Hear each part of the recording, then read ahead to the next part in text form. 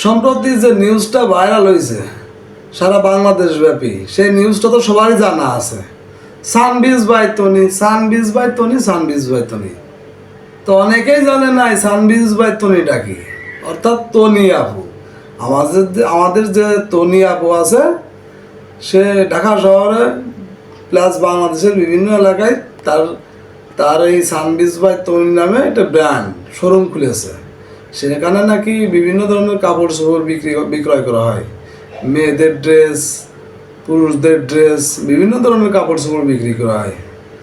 তো সেই কাপড় চোপড় নাকি তিনি পাকিস্তানি বলে বিক্রি করেন। যেমন ধরেন আমি দেখাচ্ছি, এই দেখেন, পাকিস্তানের নামে গুলিস্তানের ড্রেস।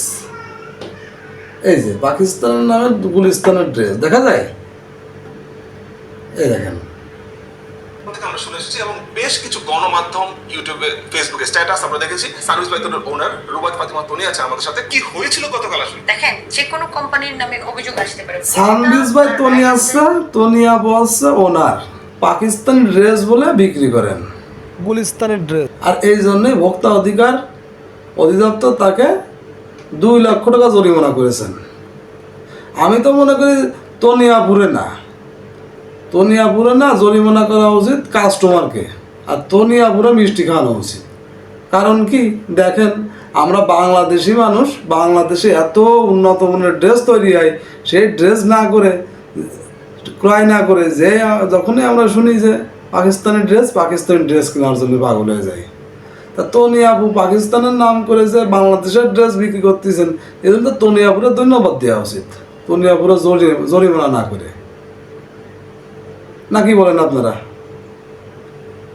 এরকম নাই হাজারো তরুণী আপু আমাদের দেশে আছেন যারা মিথ্যার আশ্রয় নিয়ে বিদেশি ড্রেস বাংলাদেশে বিক্রি করেন। আমি তো মনে করি বাংলাদেশের ড্রেসগুলো সবচেয়ে দামি, এবং এগুলো বিদেশে যায় ডলারে বিক্রি হয়, ইউরোতে বিক্রি হয়, বেশি দামে বিক্রি হয়।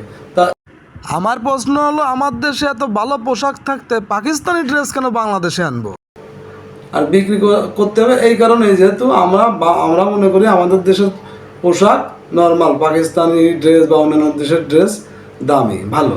কিন্তু না, আসলে বাংলাদেশের পোশাক অনেকই ভালো, অনেক ভালো, উন্নত মানের। তা তনিয়াপুরে জরিমানা না করে তার ভাস্কর্যটা বানায় রাখা উচিত। তিনি যে এই কৌশল ব্যবহার করে বাংলাদেশের পোশাক বিক্রির ব্যবস্থা করে দিয়েছেন, এই জন্য আমি মনে করি ধন্যবাদ একদিক থেকে। কি বলেন আপনারা? যাই হোক, সবাই ভালো থাকবেন। আর আপনারা যে তনিয়াপু যে প্রতারণা করে বিক্রি করতেছে, তনিয়াপুরে ভুল বোঝা উচিত। তিনি প্রতারণা না করে বাংলাদেশের পণ্যের যে ড্রেসের যে গুণগত মান অনেক ভালো, এগুলো বলেও তো বিক্রি করা যায়। তাই তনিয়াপুরে বলবো, প্রতারণা না করে বাংলাদেশি ব্র্যান্ডের ভালো বিজ্ঞাপন দিয়ে বিক্রির ব্যবস্থা করেন, তাহলে আশা করা যায় আপনার শোরুমের উন্নতি হবে। তো ভালো থাকবেন সবাই, আল্লাহ হাফেজ।